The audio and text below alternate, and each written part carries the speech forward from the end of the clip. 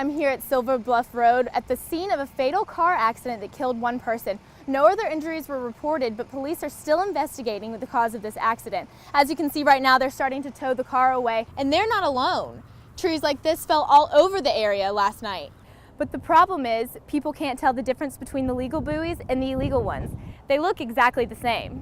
What used to be North Augusta's historical district is now just woods and trees. But soon, it won't look like either of these. And one way to prevent euthanasia is to foster one of these dogs, if only for a week. Get ready to say goodbye to these guys. The owners of the Riverhawks say they're moving the franchise to Macon, Georgia. Honestly, a lot of people don't go to the games. And then from what I know is the ice been broke for a year or two and they hadn't fixed it yet. To stay in Augusta, the arena would have to spend $1 million to repair the cooling system that makes the ice. Money that just wasn't in the budget. Hate to see them go, but you know, sometimes these things don't work out, and it's primarily a business decision on behalf of the team. And even with the team leaving town, Brett Gumby says Augusta won't be devastated by the move. Augusta pretty much, it comes and it goes. So is this a total knockout for the city financially? As far as a major economic impact, I don't think we're going to see that. But the question remains, is Augusta part of the problem? You look at the national landscape with regards to minor league sports, there's a lot of turnover. There are a lot of teams that don't make it. They could have management issues. So I don't think that this speaks ill of Augusta. The city is still host to the world's largest half Ironman and the world's most famous golf tournament. So we're growing that capacity to host major outdoor sporting events, and these are events that are continually growing. So despite this loss, city leaders say, don't cry over melted ice. Kaylee Carroll, News 12. Things are quiet at Precinct 44 today. Doris Morgan is one of the few people who turned out to vote. Despite the low turnout, she hasn't missed a vote in nearly 66 years. I just think it's important for a person to vote while they can. But she was pretty lonely casting her ballot. A lot of people think it really doesn't matter if they vote. Some of them think that it's better to let those people who know the people to vote, to choose their candidates, and then they can decide later when it's narrowed down to something more easily handled. This year's primary runoff election hasn't seen that big of a turnout. We average about 21 voters per precinct. This average is for 39 of the 70 precincts in Aiken County. But the cost of today's runoff is still high, despite the low number of voters. Around $40,000, and probably a little bit in excess of that. This money comes from the political parties that are running, so no taxpayer dollars. But Bond finds the low numbers discouraging. I myself am a veteran, and it means a lot to me knowing what soldiers are out there fighting for, and I would feel like more people would take pride in voting and would have a bigger turnout. More people like Morgan, who make it a point to vote. I don't know how much longer I'll be voting, but... Kaylee Carroll, News 12. Jack Posey and Pamela James are cleaning up after the storm that hit the area last night. The powerful winds and rain caused a branch on this 50-year-old tree to fall onto their home. We were not expecting this at all. They said storms, thunderstorms, but we just figured regular, like what we'd had the night before. Then it was a matter of just getting out here and just assessing the damage, you know, and walking around out here on my road with a flashlight, looking up and going, uh-oh, that's bad. The limb is resting on a ladder on their roof so it doesn't break through and damage the inside of their house. We've got a ladder over here. We've got a ladder holding up that one that's pretty big and getting ready to fall. And this just adds to the damage they still have from the ice storm in February. I just could not imagine all of that happening. And now this happens. I feel like it's the same thing all over again, minus the ice. And they're not alone.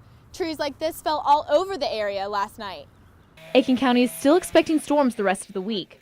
The fire chief in Belvedere says people should take preventative measures. But you want to look for cracks, and especially lightning strikes from the previous night. Old decaying trees, you know, they're growing mushrooms around the base of the tree. Posey is a repairman for a living, so he was able to clean up and repair his home. They say they are going to try to get rid of any loose limbs so they're less likely to get any more damage in future storms. Mother Nature's doing her work. She's a busy woman. Kaylee Carroll, News 12. He was my doctor, but most of all, he was my friend. Mary Raines was a patient of Dr. Jeffrey Broder for nearly 26 years. I helped him pick out his clothes, the first clothes he bought to go into practice. After Dr. Broder had to close his practice, she was sent on a search for a new doctor. But she has faced some speed bumps. All you have to do is call the doctor and they say, are you on Medicare? Yes, we don't take Medicare patients. She says she has called multiple doctors in the Augusta area and none of them are accepting new patients with Medicare. She even has a supplement. Oh, I worried myself to death for the first 2 weeks when I found out he was going to close the office. Dr. Broder couldn't afford to stay open because he says the Affordable Care Act was just not that affordable. He told me that he would have to see on a minimum of 60 patients a day with that to make it. And this has put Raines and the other 800 patients of Dr. Broder's with Medicare on a search. Medicine's changed, not for the better. The changes that are involved right now with the insurance companies, the Affordable Care Act, to me, is not making medicine better. It's causing things to get worse. This decrease in physicians accepting new Medicare patients has recently become a common occurrence in Georgia and South Carolina. Why? Hours of work with less reimbursements. Many of my fellow practitioners have gone ahead and closed their practices. The only way to survive in the way we are right now is in a larger group type situation. Luckily for Raines, she has found a new doctor, but she's concerned for her friends. And a lot of these women right here, they wouldn't know what to do, but a lot of them, only thing they have is Medicare. Raines says she hopes the government can do something to fix this growing problem. Kaylee Carroll, News 12. Taylor Van Hastrick and friends have been wakeboarding on the Savannah River for nearly 8 years. Their boats create a big wake, making people who have docks along the river mad.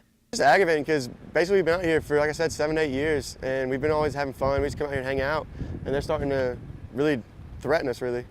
Neighbors along the river have started to put illegal no-wake buoys in front of their docks to prevent boaters from getting too close. But the problem is, people can't tell the difference between the legal buoys and the illegal ones. They look exactly the same.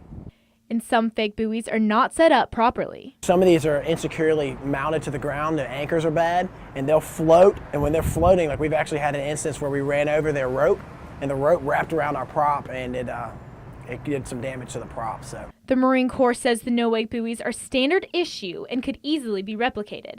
But competitive wakeboarder Mitchell Gilbert says the illegal ones are much more dangerous. When they're mounted incorrectly, the buoys will actually lay on their side, and the water will even run over them. So then that can cause even more problems because you can't see it. The law states that a boat must be 100 feet from the Georgia shore and 50 feet from the South Carolina shore. But with a small river, that makes this hard.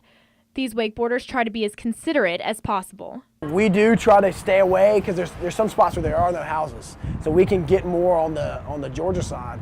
But in other spots where there's houses on both sides, it makes it really complicated for us to try to keep everybody in mind. The Marine Corps says if you see a fake buoy, to report it to their office. Kaylee Carroll, News 12.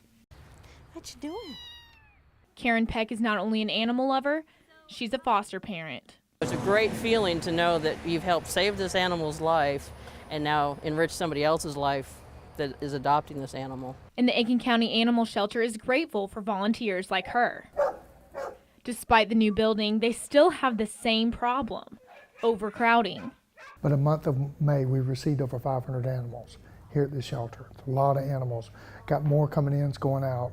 And these summer months mean breeding season, overloading the shelter. The shelter says they had to euthanize around half of all of the animals, but this is down from almost 98%.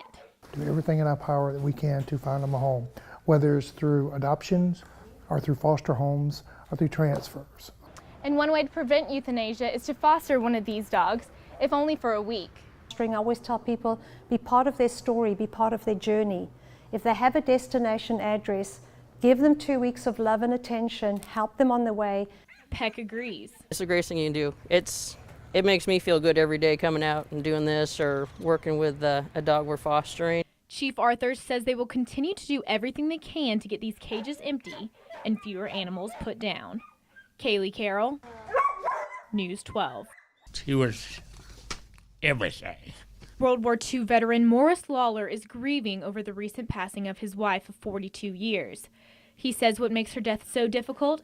He wasn't able to be by her side when she died. I should not have left her. I should have stayed there with her that night. Lawler was facing delays from the Charlie Norwood VA hospital, keeping him immobile. He needed a second knee replacement after his original one deteriorated. But he says the doctors wouldn't operate until he found his original surgeon. He could have went directly to him himself.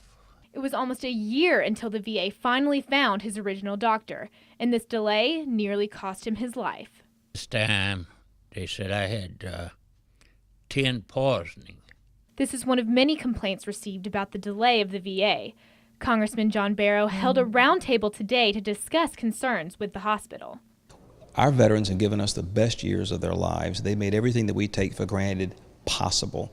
We promised them the best health care available, and if I have anything to do with it, we're going to keep that promise and do whatever it takes to keep that promise. For now, Congressman Barrow is supporting a bill that will allow veterans to get help outside of the VA if the delay threatens their health. Hopefully this will prevent cases like Lawler's from happening to others. Kaylee Carroll, News 12. And all of a sudden we seen like a little smoke pouring out and like a boom, and so we watched, and we seen a bunch of EMTs and firefighters over there. Teresa Hamilton works across the street and could hear the boom from there. A transformer exploded around 9 this morning at Trantec, a factory that makes parts for radiators. We did hear it, and we knew something had happened. We just didn't know what until we seen the smoke. 2 workers were standing near the transformer when it blew. They were rushed to the burn center in Augusta. Both had severe burns to the front of their body. One was about 80% from head to toe, 3rd degree. The other was probably 40% 3rd degree. Both of them were listed as critical condition. Everyone was rushed out of the building, and Hamilton says they were able to see how devastated this made fellow employees. Several people were getting consoled by co-workers and stuff. Casey says the whole community of Edgefield will be keeping up with their recovery. They were good people. Yeah, we are a close-knit community, and our heart goes out to them because it's going to be a difficult recovery. The factory has shut down for the day and is still working to get the power back on. Kaylee Carroll, News 12.